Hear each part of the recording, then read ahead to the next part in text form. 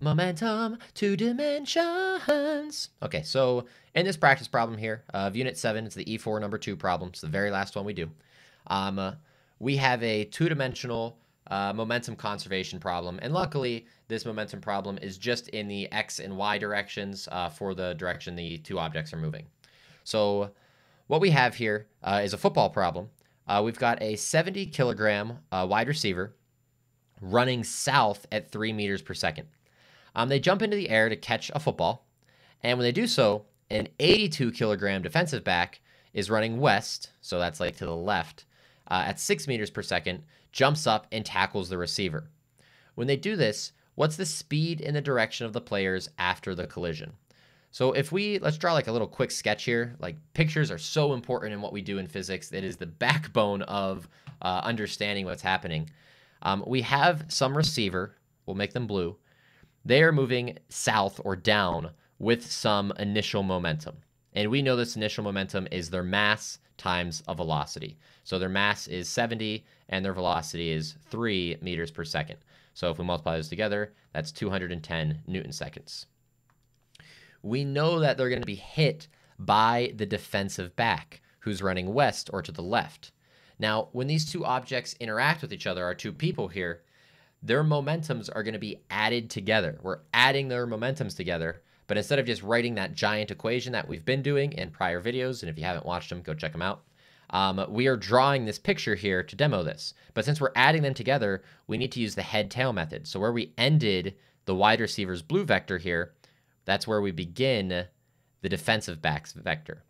And we know that their initial momentum is also a mass times a velocity, which is the 82 kilograms for their mass multiplied by a velocity of 6 meters per second.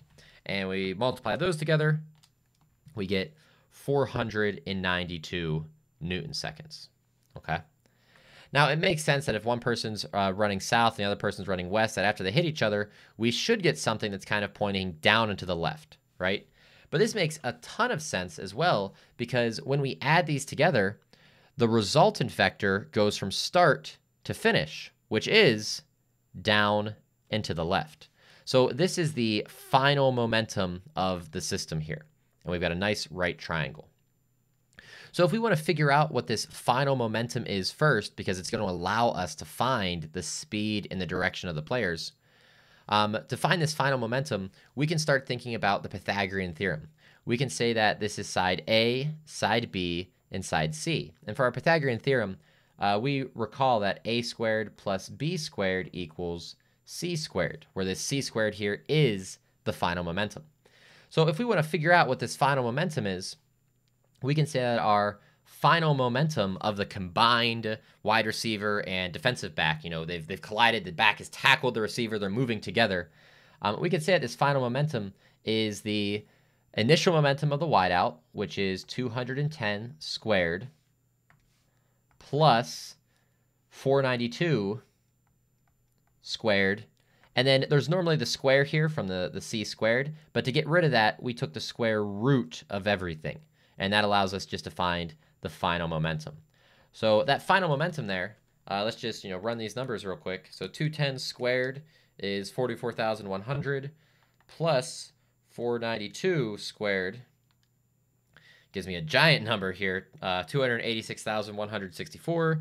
And I take the square root of that sucker, and I find that the final momentum of the wideout defensive back combo is 534.94 Newton seconds.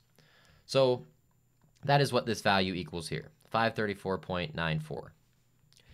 But that is their momentum. When these two objects, collide together and they're stuck together because they're being tackled, that is their combined momentum. That's not their speed, and it certainly isn't a direction. So to get the speed here, what we can recall is that momentum is, by definition, a mass multiplied by a velocity. And what we need to be careful about is that our mass isn't just the mass of the receiver, and it's not just the mass of the defensive back. These two people have tackled and they've stuck together. They're grabbing onto one to another in order to make that tackle to go to the ground. So the mass is actually combined. It's actually both of them added together. So this mass here in this system is actually going to be the mass of both objects, mass 1 and mass 2, and these objects have the same final velocity because they're moving together at the end. So when we write this, we can say that 534.94 equals both the masses, 70 plus 82, that's going to give us 152, multiplied by VF. And if we want to solve for VF, we can just divide by this quantity here, which we know is 152, so all that goes away. We divide by 152 on the other side, and we find that our final velocity equals, well, I don't know what this number is, but let's use our calculator. We find that that final velocity is about 3.52 meters per second. So that's their final velocity, or their final speed in this problem. To make this speed of velocity, we need to get the direction.